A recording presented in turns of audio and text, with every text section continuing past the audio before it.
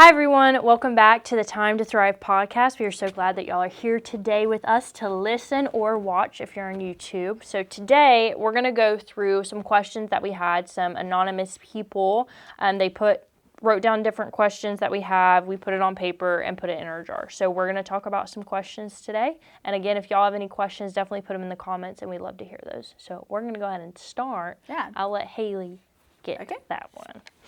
So this one says, going into 2026, what is something that you are determined to change/improve in your life? Do you want to go first? If that's you go first. Yeah, you go first. You got it. Okay. You got it. So one thing for sure is I think there's going to be several people who can relate. But I've always struggled with consistent Bible reading and Bible studying. Yeah. Especially depending on like what's going on in my life, which I hate it, but it's a reality that I'm trying to change. Yeah. Is the right word. And so one thing I really want to improve and change this year is like no matter what I'm feeling, like whether if I'm sad about something or if I'm angry or if I'm hurt, that my feelings can't dictate whether or not I spend time with God, how often I pray as well either. So that's one thing that I really want to change in this year and not let my situations or my emotions affect my relationship with God. Well, that's good. I'd say mine would be, what was it again? It was, what do we want to change? What's something you are determined to change/improve in your life this year? I'd say, and I said this in one of our episodes that we did last month, with my attitude. So, like just, I don't know, having a better attitude, looking positively on things, waiting before I speak. My word actually for the year, I keep on putting it off. I know this is my word for the year because I was like, oh, let's do this word. And then it's came up so many times. But my word for the year is content. And I think that's where my attitude or the way I think about things when I am not content is when my attitude will come through or the way I think about certain things will come through to the surface. I'm like, ooh, that is not very pretty the way I'm acting. And it's most of the time because I'm not content. And so that's my word. That's what I'm focusing on is just being content. If something doesn't go my way, that's perfectly fine. It's for a reason. I've totally figured out that when bad things happen, what we think really are bad things, normally at the end of the day, God actually had a blessing in it.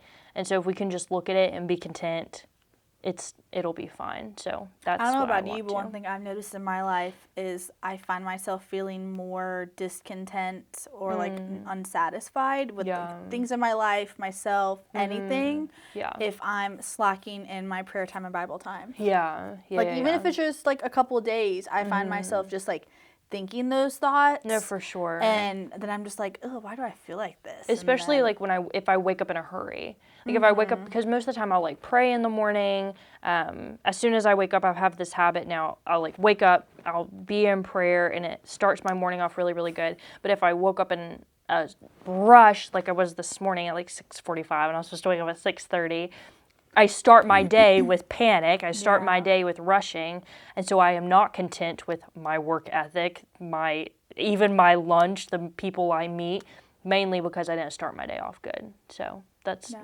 really good. I like that. Okay, you pick one. Okay. All right. Next question is, how can I keep from being negatively influenced by non-Christian friends and coworkers? This is a really good, applicable one. Do you want to say something first? I can, yeah. I'd say from personal experience, whether with friends, coworkers, that's a really good question. I would say the main thing is a lot of our friends, coworkers, people like that, they like to go and do things. And most of the time, we'll get invited to certain things. They'll talk to us about certain things. And sometimes we can get embarrassed when maybe they cuss around us or they talk about inappropriate stuff around us. We can get embarrassed to say, hey, I don't think I really want to talk about that. But when you stand up and you say stuff like that, it's like, hey, let's change the topic. I'm really not comfortable talking about that. It brings up a conversation to why are you like that? Why are you saying that? And so I would say that specifically conversations is what I would want to add, is if you're in a difficult conversation, they're influencing your mind to think about certain things you don't want to think about, just don't, like, there is a time where you need to walk away and separate yourself from the situation, absolutely. But if it's a time where you think, I can voice my opinion and talk about this topic, or say I don't want to talk about it at all, and you're able to kind of lean that into a way that you can talk about your relationship with Christ, or why you are that way, or why you don't believe certain things, that'd be a really good tool where you can talk to them and they'll start asking more questions. So I would say that to do with conversations. What do you think? Yeah, kind of the same thing. I know one of my old jobs I used to work at, I think I was the only Christian there.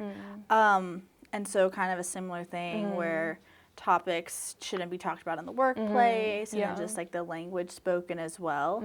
And so I had a couple of coworkers that were really respectful. So if I'd asked them like, hey, like I'd rather you not talk about that or talk that way, they were really good about it. But then like there'd be some days I wouldn't work with them, so I'd work with other coworkers, and I'd find myself like going home and just feeling so drained just because of like stuff I had to hear and deal with all day. So it would help a lot. Like when I'd go home, I would like kind of just like decompress from the day. I'd really like try to be mindful. If I had time to read my Bible, I would. Or if it was just playing worship music, just to kind of just have something else fill my head, so I wouldn't find myself even thinking about the stuff that I heard that day. And I was fortunate at that job. I was working at a coffee shop that I was able to have like headphones in if we weren't busy. So there'd be even times like if I would hear them talking about something or the language would get bad, I would put my headphones in and have worship music playing just to fill my mind with something else. Because I know it's so easy. Like even if you walk away, you can find yourself like, oh, but they said this, and like kind of dwelling on what they've said. So if you can, even like there's times I wouldn't be able to put my headphones in, I would sing Jesus Loves Me to myself just to get something else in my head so I wouldn't feel the negativity. I wouldn't be tempted to think about anything, what they were saying. Or sometimes I would even just start praying to myself, just be like, hey, God, I really don't want to think this. Just something else to fill my mind that wasn't what they were saying that would negatively affect me. And I know it's not like, I don't know what the job would be like if you'd able to wear headphones or anything like that, but I know for me, just anything that I could do to fill my mind with something that was good and something that I knew would please God. No, absolutely, for sure. So that's all the time we have for these two. But yeah, thank y'all for your questions and everything. Another thing I want to add real quick on that is you can always be the first one to start the conversation. You really can, You can, because most of the time we wait and we sit there and then the conversation starts. You can always start the morning talking about something, asking them questions. People love to ask questions about themselves and answer questions. So you can always be the first one. I always loved when I come in on Mondays, I'd always ask everyone, oh, what'd you do over the weekend? So they'd tell me stuff. So then they'd ask me. And then I'd be like, I went to church. I got to hang out with my friends from church. Or it'd even be better if we had like a church event going on that weekend. So I'd be able to tell them about that.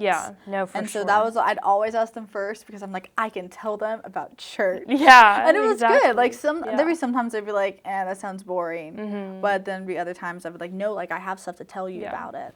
You never have to act like you have to blend in, because when we blend in, actually Pastor Dean told me this. He said, what did he say? He said something like, if you allow, like, don't be the trash can that allows people just to dump. Like, if you allow yourself to be the trash can, they're going to throw their stuff into you. That's what was hard for me. I don't know if this person is the same way, but like most of my life, people have found me very trustworthy, but also I think it's my personality. They feel like they can just come up and tell me anything, which is sometimes I'm like, I love that you can trust me, but at the same time, like, it's like the trash can. They would just come and just like anything. And dump, and it's emotionally or even just draining. sometimes it would just be like stuff that shouldn't be talked about in the workplace, or we don't have that kind of relationship for you to tell me those things. So it can be hard being like, hey, like I really don't want to talk about that right now. But for sure. So I know that can be hard too. But it's just changing the subject. There's no shame in changing the subject or speaking up for yourself and just saying, this isn't something we should talk about, or I don't want to talk about this. Yeah, absolutely. Yeah. But yeah, if y'all have any other questions or anything like that, we'd love to answer them for you. Definitely put them in the comments if you're comfortable with that, or you can always look at our Facebook and Instagram and put those in the little messaging. So we hope we hear y'all or see y'all, or we hope we talk to y'all next time. And yeah, bye. Bye.